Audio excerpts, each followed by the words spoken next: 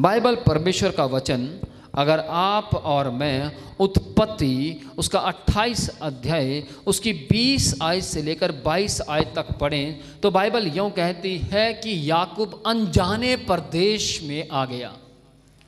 याकूब एक अनजानी जगह पर आ गया। बाइबल यूँ कहती है कि वहाँ पर याकूब ने कहा, यदि इस देश में परमेश्वर मुझे खाने के लिए रोटी और पहनने के लिए कपड़ा दे और मुझे जहां पहुंचना है, यानी इस देश में से अगर बिल्कुल भला चंगा, बिल्कुल हष्ट पुष्ट मुझे मेरा परमेश्वर यहोवा सही सलामत मेरे घर तक पहुंचा दे, तो वो जीवित परमेश्वर है। Praise the Lord. ध्यान से सुनिएगा, याकूब किसी प्रदेश के अंदर, याकूब जी को मालूम था, याकूब जी किसी प्रदेश के अंदर क्या कर रहे हैं, यदि मुझे, मैं जिसकी उपासना करता हूं वो मुझे खाने के लिए रोटी दे और पहनने के लिए कपड़ा दे।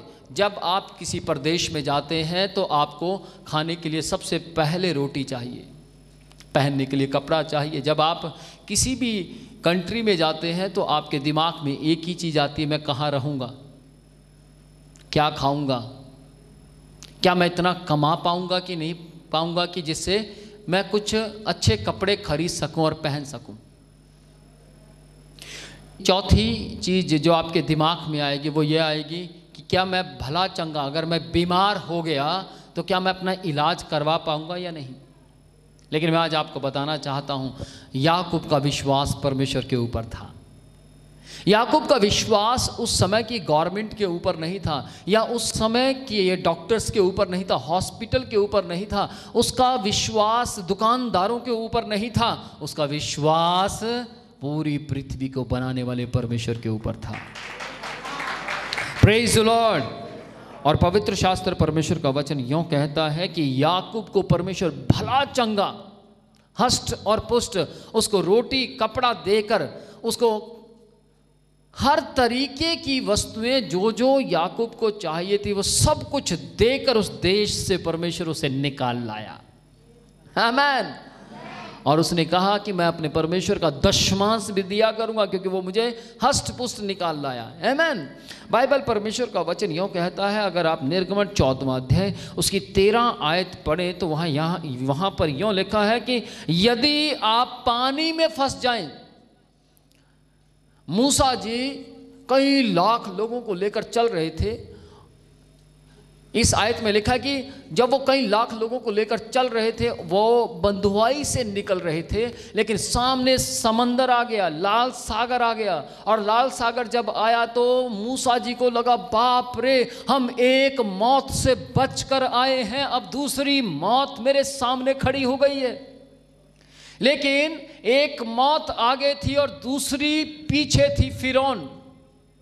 लेकिन उस जगह पर बाइबल यूँ कहती है, मूसा ने क्या कहा, वहाँ पर बहुत से लोग अलग अलग प्रकार से मूसा को कोसने लगे, मूसा से बोलने लगे, अब कौन हमें यहाँ से बचाएगा, हम मिस्र में थे वहाँ ठीक थे, अब हमें यहाँ कौन मौत से बचाएगा, क्योंकि आगे लाल समंदर है। लाल समुंदर का मतलब बिना रास्ते की जगह, लाल समुंदर का मतलब कोई उम्मीद नहीं, क्योंकि लाल समंदर है, समंदर के बीच में से थोड़ा रास्ता बनेगा। उस समय में इतनी टेक्नोलॉजी नहीं होती थी कि समंदर के बीच में रास्ता बन जाए, लेकिन टेक्नोलॉजी को बनाने वाला परमेश्वर मूसा के साथ खड़ा था। Praise the Lord. देखिए परमेश्वर की टेक्नोलॉजी, देखिए परमेश्वर ने क्या किया। परमेश्वर ने मूसा को आवाज दी, मूसा तू क्यों परेशान होता। मूसा डर गया, मूसा घबरा गया। मूसा ने सोचा ये कई लाख लोग मुझे यहीं मार देंगे, मैं तो, हम लाल समुद्र में तो बाद में मरेंगे, पहले लोग मुझे मार देंगे। लेकिन मूसा की आंखें परमेश्वर की ओर लगी और उसने परमेश्वर की ओर अपनी आंखें लगा कर रखी। और बाइबल यूं कहती है कि मूसा ने जब अपनी आंखें परमेश्वर की ओर लगाई और परमेश्वर की आंखें मूसा की ओर लगी हुई थी, हालेलुया। और मूसा ने अपनी आवाज को परमेश्वर को सुनाया और परमेश्वर को मूसा की दोहाई सुनी, परमेश्वर को मूसा की आवाज सुनी और परमेश्वर ने आवाज सुनते ही मूसा को रिप्लाई दिया, आमीन। पलट कर आवाज आई, क्या आवाज आई? मूसा, ये लोग जो विरोध कर रहे हैं इनको बोल दे कि यहां खड़े खड़े परमेश्वर की टेक्नोलॉजी को देखिए, यहां खड़े खड़े परमेश्वर के काम को देखो। खड़े खड़े, ना हिलना ना डुलना, कुछ काम नहीं करना, सिर्फ खड़े खड़े तुम खुदा के काम को देखो। लोगों को मालूम था मूसा अक्सर कुछ ना कुछ अचंभे काम दिखाता रहा, प्रेज द लॉर्ड। तो उनको मालूम था, इतना तो पता था, अगर मूसा कह रहा है कि खड़े खड़े परमेश्वर का काम देखो तो कुछ ना कुछ अद्भुत होने वाला है, हालेलुया। और वहां पर क्या हुआ? लोग खड़े हो गए देखने के लिए, लोग तैयार हो गए देखने के लिए और मूसा भी खड़ा हो गया। और मूसा ने कहा, परमेश्वर, जो बात आपने मुझे कही, जो बात मैंने अपने कानों से सुनी, उस बात को मैंने तेरे लोगों तक पहुंचा दिया है, आमीन। और अब आप जो करना चाहते हो वो कीजिए। बाइबल यूं कहती है कि प्रचंड वायु चली, हालेलुया। प्रचंड वायु चली, एक तूफान चला, एक ऐसा तूफान, ध्यान से सुनिएगा, शायद कभी आपने ऐसा तूफान नहीं देखा होगा जो रास्ता बना दे समंदर में। कभी देखा किसी ने? जो समंदर के बीच में रास्ता बना दे। बाइबल यूं कहती है, इसके अंदर अगर आप पढ़ेंगे निर्गमन, अपने घर में जाकर जरूर पढ़िएगा, निर्गमन 14वां अध्याय उसकी 13 आयत से लेकर अगर आप 22 आयत तक पढ़ें तो वहां यूं लिखा है कि वहां प्रचंड वायु, एक बहुत भारी तूफान चला और तूफान ने मिट्टी नहीं, तूफान ने पत्ते नहीं, तूफान ने पेड़ पौधे नहीं, परंतु तूफान ने पानी उड़ा दिया, आमीन। और पानी ऐसे उड़ा कि पानी की दीवारें बन गई। आज तक आपने ईंटों की दीवार देखी होगी, रेत की दीवार देखी होगी, मार्बल की दीवार देखी होगी, हाँ, आपने पत्थर की दीवार देखी होगी, लेकिन मेरे परमेश्वर की टेक्नोलॉजी देखिए, मेरा परमेश्वर पानी की दीवारें दिखाता है, आमीन। उसने पानी की दीवार दिखाई, कैसे? पानी इस तरफ हो गया और इस तरफ हो गया, बीच में से प्रचंड वायु निकल गई। और पवित्र शास्त्र, परमेश्वर का वचन यूं कहता है कि वहां पर ऐसा रास्ता बन गया सूखा। जिस मिट्टी के ऊपर लाल समुंदर खड़ा होता हो, वो एकदम से सूखी कैसे हो सकती है? एक कर सकता है, उसका नाम मूसा का परमेश्वर, प्रेज द लॉर्ड।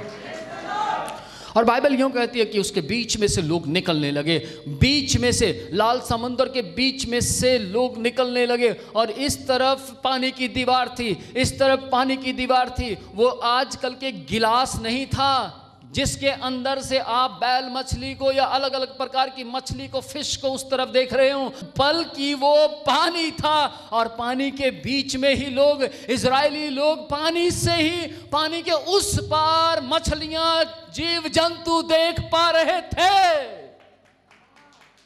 सोचिए परमेश्वर का काम, देखिए परमेश्वर का अद्भुत काम। आज आप उसी परमेश्वर की आराधना कर रहे हैं, आज आप उसी परमेश्वर की उपासना कर रहे हैं। वो बदला नहीं है, आज भी रूबरू वैसा ही है। आपको लगता होगा ओ उस समय में बड़े बड़े चमत्कार होते थे, आपको लगता होगा नहीं नहीं अब कहाँ परमेश्वर करेगा। वो आज भी करता है, लेकिन वो ढूंढता है कौन उसकी आवाज सुनेगा। वो ढूंढता है किसके अंदर ऐसा विश्वास पाया जाता है, आमीन। और बाइबल यूं कहती है वो पानी में फंस गए थे और परमेश्वर उन्हें पानी से निकाल लाया, हालेलुया। दानियल 3 अध्याय उसकी 19 आयत में परमेश्वर का वचन यूं कहता है, सद्रक, अमेशक, अबेदनगो आग में फंस गए। कैसे आग में फंसे? शद्रक मेशक अबेदनगो को उस समय के राजा ने कहा, क्या नाम था? नबूकदनेस्सर राजा। और उसने क्या कहा कि जो मैंने मूरत बनाई है उसके सामने दंडवत करो। और शद्रक मेशक अबेदनगो कहते हैं, हम अपने परमेश्वर के वचन के विरुद्ध में नहीं जाएंगे। हमारा परमेश्वर हमें तेरे हाथ से छुड़ा सकता है। हे राजा, यदि वो तेरे हाथ से नहीं भी छुड़ाएगा तो भी हम वो काम नहीं करेंगे जो हमारे परमेश्वर को पसंद नहीं है। तब राजा ने क्या किया? आग को 7 गुना और बढ़ा दो, धधका दो। आपको मालूम है, ऐसी आग वहाँ पर लगा दी गई थी, इतनी आग वहाँ पर बढ़ गई थी कि अगर कोई उसके पास भी जाता तो उस आग की आंच ही आदमी को जला देती, आंच। लेकिन बाइबल यूँ कहती है, शद्रक मेशक अबेदनगो को इस वचन के मुताबिक आग की भट्टी में डाल दिया गया। डालने वाले मर गए, डालने वाले जल गए, परंतु शद्रक मेशक अबेदनगो, बाइबल यूँ कहती है, उस आग में जिंदा घूम रहे थे। प्रेज द लॉर्ड, वो जीवित घूम रहे थे। याद रखिएगा, हम परमेश्वर से प्यार करने वाले प्रभु के बेटे और बेटियों, याद रखिए, अगर आप सचमुच परमेश्वर की दृष्टि में निर्दोष हैं तो वो आज भी ऐसे चमत्कार करने की सामर्थ्य रखता है। आमीन। शद्रक मेशक अबेदनगो आग में गिराए गए। बाइबल यूँ कहती है, राजा ने कहा, क्या हमने 3 व्यक्ति नहीं गिरवाए थे? उन्होंने बोला, हाँ राजा, 3 ही व्यक्ति गिरवाए थे, फिर ये चौथा कौन है? पवित्र शास्त्र, परमेश्वर का वचन, अगर आप उसी के अंदर इसी आयत को, दानियल 3 अध्याय उसकी 19 आयत को आगे पढ़ेंगे, 25 आयत तक पढ़ेंगे, तो बाइबल यूँ कहती है, वहाँ पर राजा ने खुद अपने मुंह से बोला, तो फिर यह चौथा जिसका रूप परमेश्वर के पुत्र के जैसा दिखता है, ये कौन है? सोचिए, इसका मतलब प्रभु यीशु मसीह सिर्फ आज ही नहीं या फिर 2018 वर्ष पहले ही नहीं पैदा हुए, बल्कि प्रभु यीशु मसीह दानियल के समय में जब शद्रक मेशक अबेदनगो को आग की भट्टी में डाल दिया गया, तब भी प्रभु यीशु मसीह अपने लोगों को बचाने के लिए आया करते थे। Praise the Lord. परमेश्वर का पुत्र यानी यीशु मसीह पैदा हुए बिना और वहाँ पर शद्रक मेशक अबेदनगो को बचाने के लिए पहुँचे, क्योंकि वहाँ पर राजा ने पहचान लिया कि इसका रूप परमेश्वर के पुत्र के जैसा लगता है। यानी कि राजा कहीं ना कहीं होगा वो मसीह, कहीं ना कहीं वो यीशु मसीह को जानता होगा, तभी तो उसने पहचान लिया परमेश्वर के पुत्र के जैसा। अगर आपने और मैंने कभी जैकेट नहीं देखे, हम कैसे पहचान लेंगे कि ये जैकेट है? हमने कभी साइकिल नहीं देखी, हम कैसे पहचानेंगे कि ये साइकिल है? हमने कभी बुलेट नहीं देखा, हम कैसे कह देंगे कि ये बुलेट है? उसी प्रकार उस राजा के अंदर कहीं ना कहीं खुदा का डर था, जिसे वो पहचान पाया कि ये परमेश्वर का पुत्र है। Praise the Lord. आप सोचिए, देखिए कहाँ से कहाँ परमेश्वर किस तरीके से किस किस व्यक्ति को निकाल कर लाया। वहाँ पर प्रदेश के अंदर याकूब जी फंस गए और परमेश्वर याकूब को सही सलामत उसके घर तक ले आया। आमीन। और देखिए आप, मूसा जी लाल समुंदर के सामने फंस गए, पीछे मौत आगे मौत, लेकिन परमेश्वर ने कितने अद्भुत तरीके से फिरौन की मौत से भी और आगे लाल समुंदर की मौत से भी फंसे हुए थे, वहां से निकाल लाया। Praise the Lord. उसके बाद शद्रक मेशक अबेदनगो जो कि आग की भट्टी में फंस गए थे, वहां पर फंस गए थे, चाहे वो राजा के कारण फंसे, किसी भी बात के कारण फंसे, लेकिन बाइबल ये कहती है वो फंस गए थे, लेकिन स्वयं परमेश्वर का पुत्र यीशु मसीह आग की भट्टी में से उन्हें बाहर निकालने के लिए आ गया। Praise the Lord, praise the Lord.